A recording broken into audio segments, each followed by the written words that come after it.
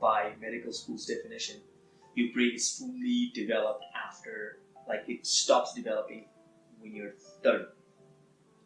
So 17 to 25, we're going through our learning process. Yeah. Don't rush, because what you think, or I thought I'm going to be when I was 25, from 18 to 21 it changed. From 20 to 25 it changed. From 25 to 29 it changed. Now, finally, when I'm getting ready to be 30, I'm like, I finally figuring out, okay, who I am in this planet. Yeah. So, patience. There's no point of proving yourself at this stage right now. Because you can't. You don't know yet. You can't. Yeah. You can't. You will be able to get a triumph for a year or two, but you'll fall and burn. And this is when your test of strength, psychological strength, is gonna be. How do you know who you are at that age? You don't really. I didn't know. Okay. Let me give you an example of a very good friend of mine who's 25 right now. All right, he fell into this drama of being an entrepreneur. It's nobody talks about this. Their suicide rate going up because everybody now wants to be an entrepreneur. Yeah. They're taking out loans and spending money and getting into debt. Now all of a sudden you have to pay back your debt. Yeah, it's like a college loan. Now you're in you're in some legal problem. This is when if you're not strong enough, you're gonna be in a very bad place. For example, one of my very good friends, we went to school together. I met him when he was 21. I was 25. Born and raised in the United States, he from Houston, country boy, well raised, from good values, white kid in the United States, right? He's smart, did really good, and then he wanted to do his own thing because of the trendiness. Right. Not everybody's supposed to do their own thing. Yeah, the status of that. That's a problem. Because if you're not ready and you go into that kind of stuff, you're going to pay a huge price. So he registered a company on his name, LLC.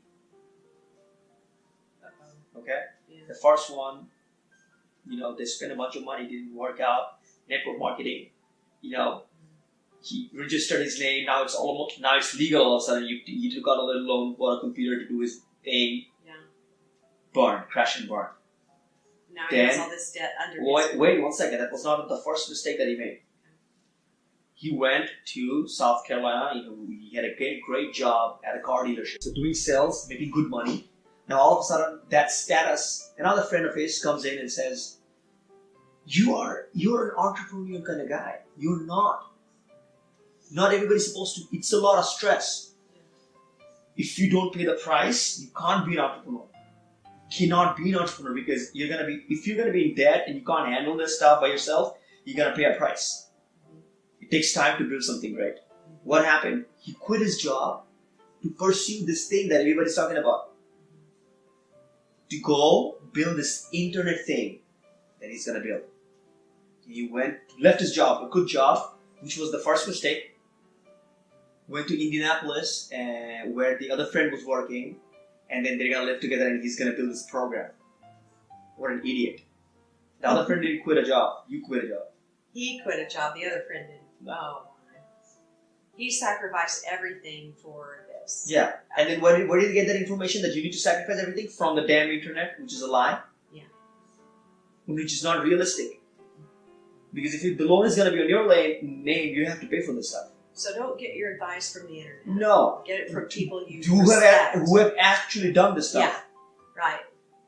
And it takes time. So you have to cushion yourself with your finances for at least a year, 2 years.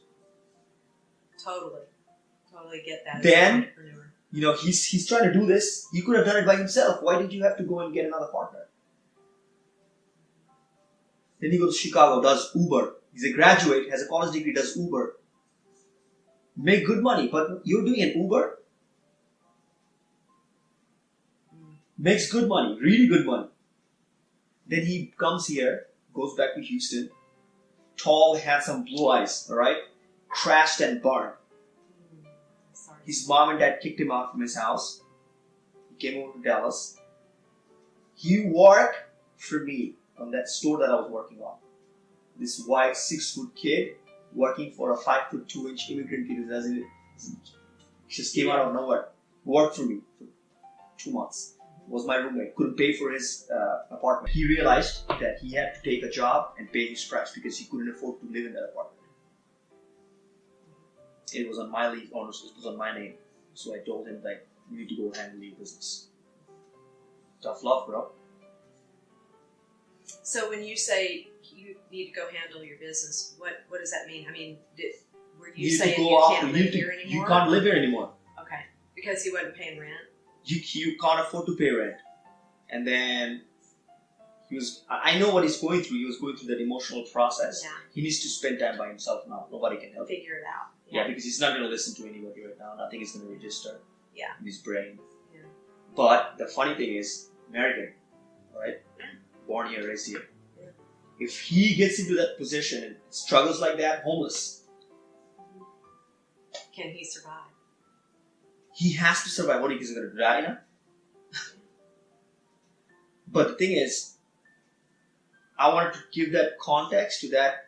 This can happen to anybody. So I'm very blessed